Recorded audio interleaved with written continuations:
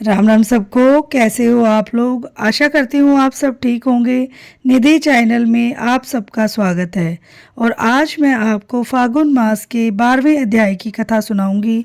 कथा को पूरा सुने और बीच में अधूरा ना छोड़ें। फागुन का महीना आते ही मन अपने आप भक्ति में डूब जाता है। हर तरफ होली की तैयारी, रंग गुलाल और राधा कृष्ण की लीलाओं की याद। लेकिन क्या आप जानती हैं कि फागुन मास का 12वां अध्याय हमें सिर्फ होली की मस्ती नहीं बल्कि जीवन को सही दिशा देने की शिक्षा देता है।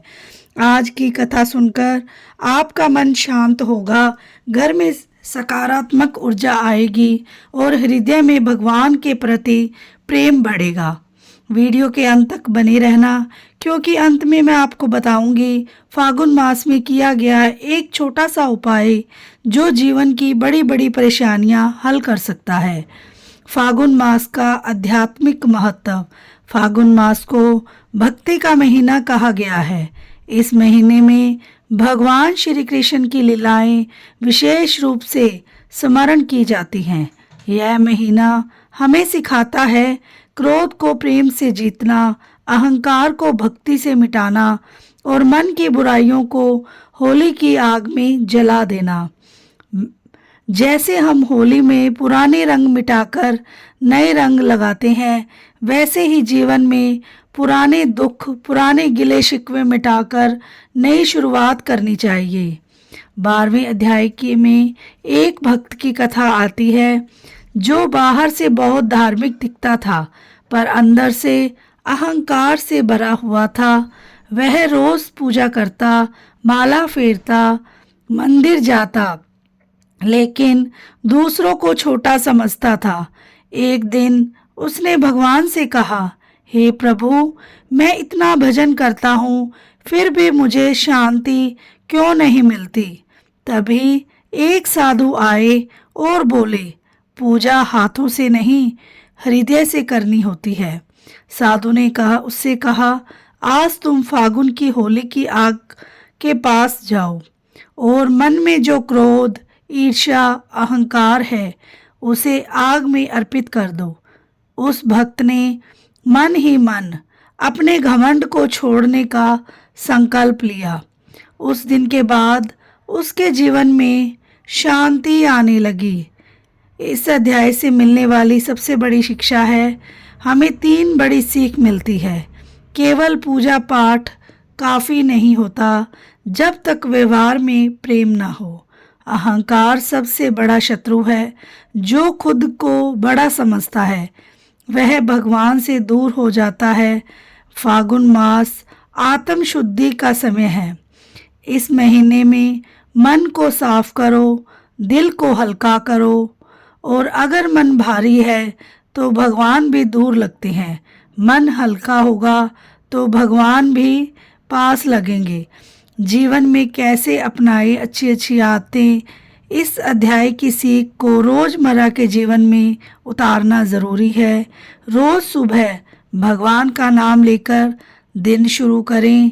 किसी से नाराज़ हो तो माफ़ करने की कोशिश करें। अपने मन की बुराई को पहचानें। फागुन मास में किसी ज़रूरतमंद की मदद करें। घर में शांति का माहौल बनाएं। एक छोटी सी आदत अपनाइए। रोज रात को सोते समय कहिए, हे प्रभु, आज मुझसे जो गलत हुआ उसके लिए मुझे क्षमा करना। फागुन मास का एक सरल उपाय। फागुन मास में हर गुरुवार या पूर्णिमा के दिन थोड़ा सा गुड़ और चने भगवान को अर्पित करें, फिर उसे प्रसाद रूप में बांट दें। कहा जाता है कि इससे घर में क्लेश कम होता है और मन में शांति आती है। फागुन मास का 12वां अध्याय हमें यह सिखाता है कि बाहरी रंगों से नहीं भीतर शुद्धता से जीवन सुंदर बनता है। और अगर आपको मेरी वीडियो अच्छी लगी हो तो कमेंट में राधे राधे ज़रूर लिखना और कथा के अंत में हमें कीर्तन अवश्य करना चाहिए और मुझसे कोई गलती हो तो मुझे क्षमा करना। श्री कृष्ण गोविंद हरे मुरारी, हे नाथ नारायण वासुदेवा, हे नाथ नारायण वासुदेवा, हे लक्ष्मी नारायण वासुदेवा।